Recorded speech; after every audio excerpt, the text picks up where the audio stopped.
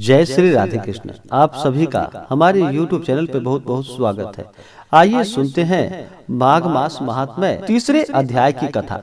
माघ मास का हिंदू धर्म में बड़ा ही विशेष महत्व माना गया है। माघ मास में गंगा स्नान करना, दान करना, भगवान श्री हरि विष्णु का पूजन करना, यह बड़ा ही लाभकारी होता है। इन दिनों ब्रह्मचर्य का पालन करना चाहिए। अपने मन में किसी के प्रति ईर्ष्या या द्वेष का भाव नहीं लाना चाहिए। प्रभु नाम का स्मरण, भजन, कीर्तन करना चाहिए। और माघ मास में स्नान करने के बाद यह कथा, माघ मास महात्म्य का कथा श्रवण जरूर करना चाहिए। इससे भगवान श्री हरि विष्णु अति प्रसन्न होते हैं। प्रत्येक दिन एक एक करके आप एक एक अध्याय आप कथा श्रवण कर सकते हैं। मैं प्रत्येक दिन आपको सुबह 4:45 पे मैं कथा डाल देता हूं और आप वहां से कथा श्रवण कर सकते हैं। तो आइए आज सुनेंगे माघ मास महात्म्य तीसरे अध्याय की कथा। तो बोलिए प्रेम से भगवान श्री हरि विष्णु की जय, माता लक्ष्मी की जय, भगवान केशव की जय। राजा दिलीप कहने लगे कि हे महाराज, यह पर्वत कितना ऊंचा और कितना लंबा चौड़ा है। तब वशिष्ठ जी कहने लगे कि 36 योजन ऊंचा, ऊपर चोटी में 10 योजन चौड़ा और नीचे 16 योजन चौड़ा है, जो हरि, चंदन, आम, मदार, देवदार और अर्जुन के वृक्षों से सुशोभित है। दुर्भिक्ष से दुखी होकर इस पर्वत को और फल फूल से परिपूर्ण देखकर भृगु वहीं रहने लगे और यहाँ पर कंदराओं, वनों और उपवनों में बहुत दिनों तक तप करते रहे।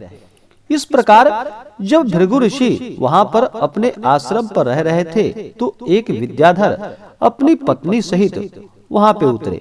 वे अत्यंत दुखी थे। उन्होंने भृगु ऋषि को प्रणाम किया और ऋषि ने बड़े मीठे स्वर में उनसे कहा कि हे विद्याधर, तुम बड़े दुखी दिखाई देते हो, इसका क्या कारण है?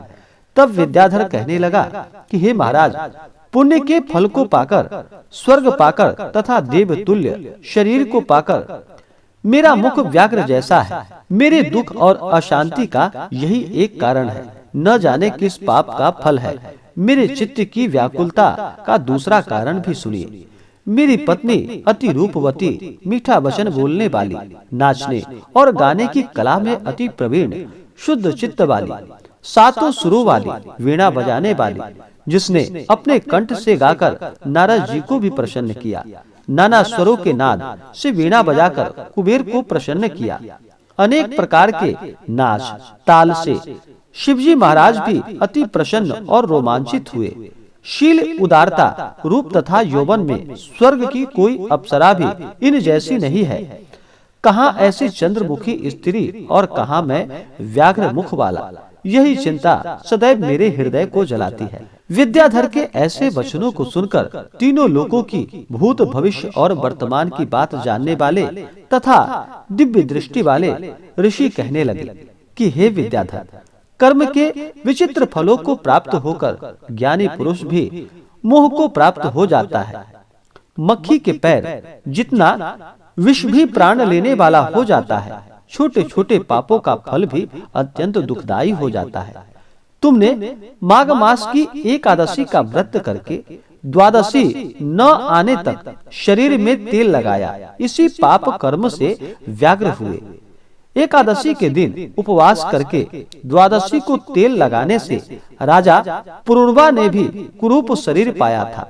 तब वह अपने कुरूप शरीर को देखकर दुखी होकर हिमालय पर्वत पर देव सरोवर के किनारे पर गया था। प्रीति पूर्वक शुद्ध स्नान कर कुशा के आसन पर बैठकर भगवान कमल नेत्र, शंख चक्र, गदा पद्म धारण करने वाले, पीताम्बर पहने, वनमाला धारण किए हुए विष्णु का चिंतन करते राजा पुरुरवा ने 3 मास तक निराहार रहकर भगवान का चिंतन किया। इस प्रकार 7 जन्मों में प्रसन्न होने वाले भगवान राजा के 3 महीने के तप से अति प्रसन्न हो गए और माघ मास की शुक्ल पक्ष की एकादशी को प्रसन्न होकर भगवान ने अपने शंख के जल से राजा को पवित्र किया। भगवान ने उसके तेल लगाने की बात उसे याद दिलाकर सुंदर देवताओं का रूप भी दिया, जिसको देखकर उर्वशी भी उसको चाहने लगी और राजा कृत्य कृत्य होकर अपनी पूरी को चला गया। भृगु ऋषि कहने लगे कि हे विद्याधर, इसलिए तुम क्यों दुखी हो?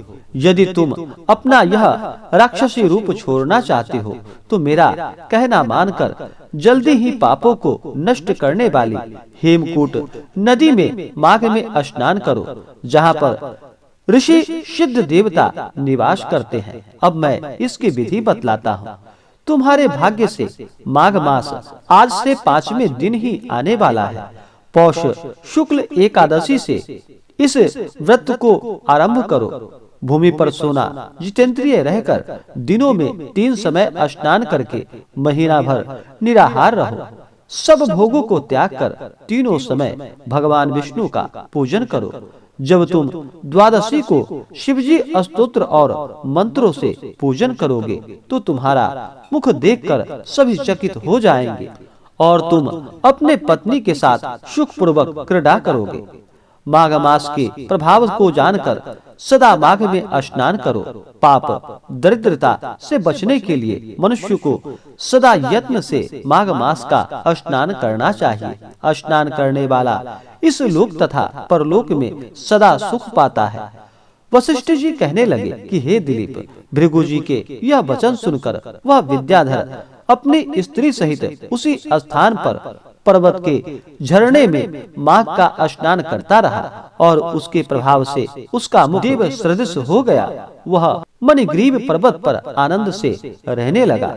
भृगु जी की नियम की समाप्ति पर शिष्यों सहित इवा नदी के तट पर आ गए। इस प्रकार से माघ मास की 3रे अध्याय की कथा पूर्ण हुई। तो बोलिए प्रेम से भगवान श्री हरि विष्णु की जय, माता लक्ष्मी की जय। इसी प्रकार से जो भी सच्ची श्रद्धा के साथ, नियम और निष्ठा के साथ माघ मास में गंगा स्नान करते हैं, भगवान श्री हरि विष्णु का पूजन करते हैं, नियमों का पालन करते हैं, भगवान श्री हरि विष्णु की कृपा से उनके सभी पाप और ताप नष्ट हो जाते हैं। मनुष्य को चाहिए कि वह अपने पूजन कर्म के साथ साथ धर्म कर्म का पालन करे, नियमों का पालन करे। किसी भी व्रत या पूजन में या वैसे भी किसी भी मनुष्य को अति शीघ्र किसी के ऊपर क्रोध नहीं करना चाहिए। अपने मन में किसी के प्रति ईर्ष्या या द्वेष का भाव नहीं लाना चाहिए। महिलाओं का सदा ही आदर और सम्मान करना चाहिए। कहा गया है कि जहाँ पर महिलाओं का सम्मान होता है वहाँ पर माता स्थिर लक्ष्मी का वास होता है, और जहाँ पर महिलाओं का अपमान होता है वहाँ से माता स्थिर लक्ष्मी रुष्ट होकर चली जाती है। इसीलिए महिलाओं का कभी भी अपमान नहीं करना चाहिए और सदा ही प्रभु नाम का स्मरण, भजन कीर्तन करना चाहिए। इसी के साथ साथ अपने सभी कार्यों को करना चाहिए। और माघ मास में हर व्यक्ति को चाहिए कि माघ में गंगा स्नान करे। शीतल जल में स्नान करने से मनुष्य के सभी पाप और ताप नष्ट हो जाते हैं और विधिवत भगवान विष्णु, भगवान श्री कृष्ण के माधव स्वरूप का इन दिनों पूजन करना चाहिए। इससे पुण्य फलों की प्राप्ति होती है। तो आशा करता हूँ कि यह जानकारी आपको अच्छा लगा हो। इसी प्रकार से अगले दिन आप 4थे अध्याय की कथा का श्रवण करेंगे, जो कि सवेरे 4:45 पर प्रत्येक दिन एक अध्याय कर आप कथा का श्रवण कर सकते हैं। तो आशा करता हूँ कि यह जानकारी आपको अच्छा लगा हो। ऐसे ही ज्ञानवर्धक जानकारियाँ प्राप्त करने के लिए हमारे इस चैनल को लाल बटन दबा करके सब्सक्राइब करें, साथ में बेल आइकन घंटी दबाएं ताकि मेरे वीडियो का नोटिफिकेशन आपके पास सबसे पहले पहुँचे। वीडियो को लाइक और अपने मित्रों तथा दोस्तों के साथ शेयर करें। सुखी रहें और स्वस्थ रहें। जय श्री राधे कृष्ण। धन्यवाद।